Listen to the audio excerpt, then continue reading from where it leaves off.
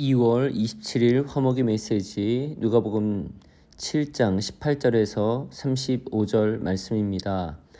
요한의 제자들이 이 모든 일을 그에게 알리니 요한이 그 제자 중 둘을 불러 주께 보내어 이르되 오실 그이가 당신이오니이까 우리가 다른 일을 기다리오리니까 하라 하매 그들이 예수께 나와 이르되 세례 요한이 우리를 보내어 당신께 여쭤보라고 하기를 오실 그이가 당신이오니이까 우리가 다른 일을 기다리오리이까 하더이다 하니 마침 그때에 예수께서 질병과 고통과 및 악귀 들린 자를 많이 고치시며 또 많은 맹인을 보게 하신지라. 예수께서 대답하여 이르시되 너희가 가서 보고 들은 것을 요한에게 알리되 맹인이 보며 못 걷는 사람이 걸으며 나병 환자가 깨끗함을 받으며 귀 먹은 사람이 들리며 죽은 자가 살아나며 가난한 자에게 복음을 전파된다 하라.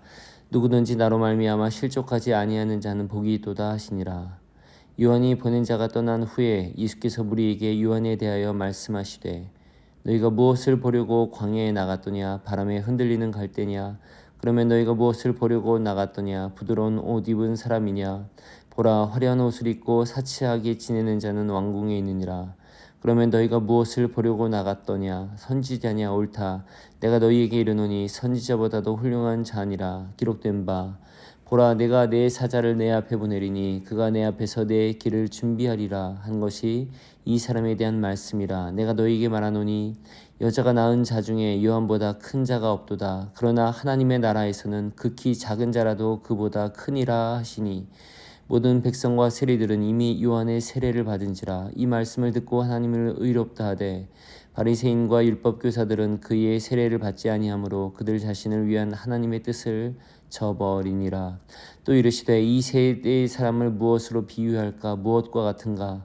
비유하건대 아이들이 장터에 앉아 서로 불러 이르되 우리가 너희를 향하여 피리를 불어도 너희가 춤추지 않고 우리가 곡하여도 너희가 울지 아니하였다 함과 같도다. 세례 요한이 와서 떡도 먹지 아니하며 포도주도 마시지 아니하며 너희 말이 귀신이 들렸다 하더니 인자는 와서 먹고 마시매 너희 말이 보라 먹기를 탐하고 포도주를 즐기는 사람이요 세례와 주인의 친구로다 하니 지혜는 자기의 모든 자녀로 인하여 옳다 함을 얻느니라. 아멘. 오늘 본문에서는 세례 요한과 예수님 사이의 대화와 관계를 볼 수 있습니다. 세례 요한은 예수님 당시 대단한 선지자였습니다. 요단 강가에서 낙타 털옷을 입고 메뚜기와 석청을 먹으면서 세례를 주던 광야의 선지자, 야성의 예언자였습니다. 오실 메시아를 예배하는 사람이었습니다. 예수님이 세례 받으실 때도 세례 요한에게 받으셨고 그때 하늘이 열리고 성령이 임하며 너는 내 사랑하는 아들이다 내가 너를 기뻐한다는 말씀이 임했습니다. 세례를 진리했던 세례 요한은 이런 것을 직접 보고 경험했습니다. 그랬던 세례 요한이 지금은 감옥에 갇혀 있습니다. 헤로드 안티파스 왕을 비난했다 잡힌 것입니다. 세례 요한은 옥에서 자기 제자들 예수께 보내어 중요한 질문을 전달합니다. 오실 그이가 당신이오니이까 아니면 우리가 다른 일을 기다려야 합니까? 이 질문을 보면 의아해집니다. 정말 그 대단한 세례 요한이 던진 질문인가 생각하게 됩니다. 이것이 과연 성숙한 신앙인이 던질 질문입니까? 오히려 신앙의 첫걸음을 뗀 사람이거나 신앙이 없는 사람이 던질 법한 질문으로 보입니다. 당신이 정말 구원자입니까? 라고 묻는 것입니다. 세례 요한은 광야 영성을 갖고 있었고 세례를 주며 많은 이들을 회개케 하는 등 놀라운 하나님의 역사를 드러낸 사람이었습니다. 그럼에도 불구하고 그는 여전히 확신하지 못하고 확인을 구했습니다. 이것은 세례 요한이 가진 메시아에 대한 선입견 때문이었습니다. 세례 요한은 메시아가 곧 심판자로 오실 것을 기대했습니다. 큰 자로 올 것을 기대했습니다. 마태복음 3장 12절에 보면 손에 키를 들고 자기의 타작마당을 정하게 하사 알곡은 모아 곳간에 들이고 쭉정이는 꺼지지 않는 불에 태우시는 그런 사역을 기대했던 것입니다. 더군다나 자신이 옥에 갇혀 있는데 메시아이신 예수께서 자신을 구해주지 않는 것을 이해하기 어려웠던 모습입니다. 이에 대해 예수님은 말씀하십니다. 너희는 가서 보고 들은 것을 요한에게 알리되 맹인이 보며 못 걷는 사람이 걸으며 나병 환자가 깨끗함을 받으며 귀 먹은 사람이 들으며 죽은 자가 살아나며 가난한 자에게 복음이 전파된다 하라. 세례 요한이 심판자로서의 메시아를 기대했다면 예수님께서는 구원자로서의 메시아가 우선임을 보여주셨습니다. 심판자의 역할 또한 나중에 감당하실 것이지만 먼저 죄인을 용서하시고 구원하시는 역할이 중요했음을 강조하신 것입니다. 그래서 예수님을 만나는 이들마다 눈이 떠지고 병고침을 받고 죽은 자가 살아나는 역사가 일어난 것입니다. 예수님이 누구든지 나로 말미암아 실족하지 아니하는 자는 복이 있도다 라고 하신 말씀은 세례 요한과 그의 제자들을 부드럽게 교정하는 말입니다. 예수님은 요한이나 무리들이 기대하던 그런 대로의 메시아가 아니셨습니다. 요한은 당장 종말이 임하여 악한 자들이 심판받기를 기대했을 수 있으나 예수님은 그들의 예상과 전혀 다른 방식으로 일하셨습니다. 우리 중에는 세례 요한처럼 메시아이신 예수님과 그분의 사역에 대해 오해하는 경우와 그런 분들이 있습니다. 세례 요한 같은 위대한 영적 리더도 오해했을 정도니 우리가 그런 것은 당연합니다. 그러나 많은 사람들은 예수님을 자신들이 이해하는 예수님, 자신들이 바라는 모습의 하나님이 전부이고 그것이 옳다 생각합니다. 꼭 알아야 될 사실은 이것입니다. 하나님은 우리의 생각보다 크십니다. 예수님께서 하시는 일은 우리의 기대와 방식을 뛰어넘으십니다.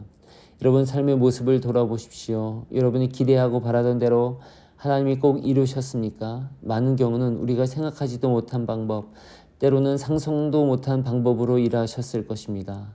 목회자로서 많은 분들을 만나보면 한 분도 빠짐없이 이런 고백을 합니다. 젊은 때로부터 자신의 계획과 스케줄에 맞게 모든 인생이 되어왔다고 고백하는 사람은 없다는 것을 말입니다. 하나님의 역사는 인간의 기대를 뛰어넘으십니다. 어떤 이는 이렇게 말했지요. 인간의 기대가 끝나는 곳에서 하나님은 역사를 시작하신다. 하나님은 세례 요한에 대해 높게 평가하십니다. 그가 내 길을 내 앞에 준비하리라 하신 것이 이 사람에 대한 말씀이라.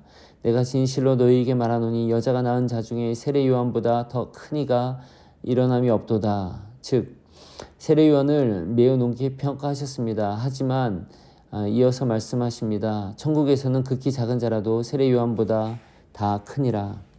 이 말씀은 구약시대 사람들보다 신약시대 사람들의 가치가 더 크다는 것이 아니라 구약시대보다 신약시대가 더 크고 중요하다는 의미일 겁니다. 즉 신약시대를 살아가는 우리의 가치가 크다는 것이 아니라 예수님을 통해 이루어진 하나님의 나라의 가치가 커진다는 것입니다. 오늘 본문 뒷부분에서 예수님은 당시 세대를 이렇게 비유하십니다. 이 세대를 무엇으로 비유할까? 비유하건대 아이들이 장터에 앉아 제 동물을 불러 이르되 우리가 너희를 향하여 피리를 불어도 너희가 춤추지 않고 우리가 슬피 울어도 너희가 가슴을 치지 아니하였단과 같도다. 많은 사람들은 세례 요한과 예수님에 대해 아무런 반응을 보이지 않았습니다. 물론 세례를 받으러 오고 고침받으러도 나왔지만 정작 그들의 삶은 변하지 않았고 구원의 문제를 심각하게 받아들이지 않았습니다. 구원을 말해도 심판을 말해도 듣지 않고 회개하지 않은 것입니다. 예수님은 사람들이 세례 요한에 대해서는 먹지도 않고 마시지도 않는다 하더니 자신에 대해서는 먹기를 탐하고 포도주를 즐기고 세리와 죄인의 친구라고 비판한다고 하십니다. 결국 그들은 세례 요한을 죽이고 예수님도 죽이게 될 것이었습니다. 마지막 35절에서 예수님은 지혜는 자기의 모든 지혜로 인하여 옳다함을 얻느니라 말씀하십니다. 예수님은 결국 옳다고 인정받으실 것입니다. 예수님이 옳고 옳은지 그른지는 후에 분명히 드러나게 됩니다. 오늘 우리에게 주는 메시지는 무엇입니까? 첫째, 우리는 예수님에 대한 우리의 선입견과 기대를 내려놓아야 합니다. 세례 요한처럼 우리도 예수님을 우리가 원하는 모습으로만 바라보게 될 수도 있습니다. 둘째, 하나님은 우리의 생각보다 크시고 우리의 방식보다 지혜로우십니다. 우리가 기대하던 대로 일하지 않으실 때도 하나님을 신뢰해야 합니다. 셋째, 우리는 예수님께 적절한 반응을 보여야 합니다. 당시 사람들처럼 무관심하거나 비판적이기보다는 예수님이 누구신지 그분을 따라야 합니다. 예수님은 지금도 우리의 기대를 넘어서 일하고 계십니다. 우리가 이해할 수는 없는 방식으로 우리가 상상하지 못했던 곳에서 역사하십니다. 하나님의 지혜는 마침내 모든 것을 통해 옳다고 존중받고 인정받을 것입니다. 우리는 그분의 방식을 신뢰하고 따르는 지혜로운 자녀가 되어야 하겠습니다. 나 없이 오직 주님만. 오 주여 나를 긍휼히 여기소서. 나의 자랑을 물리쳐 주옵소서. 아주 나라는 생각을 없애 주옵소서. 그리고 나의 속에는 오직 주님만이 살아 계시옵소서. 주님이 주가 움직이심으로 내가 움직이게 하여 주옵소서. 아멘.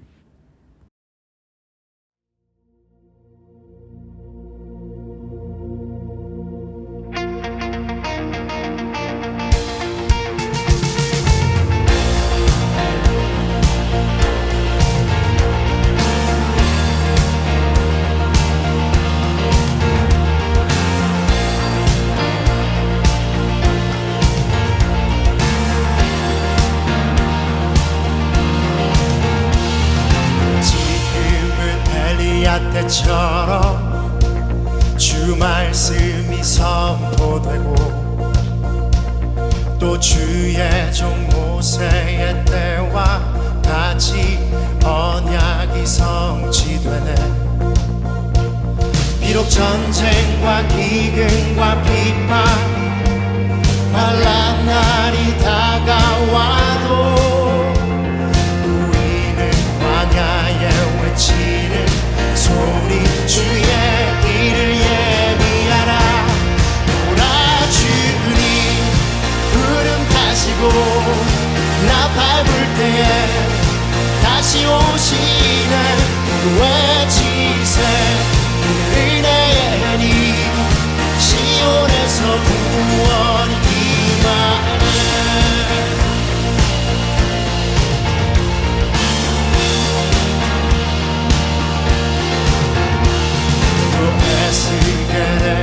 항상처럼 마른 뼈가 살아나며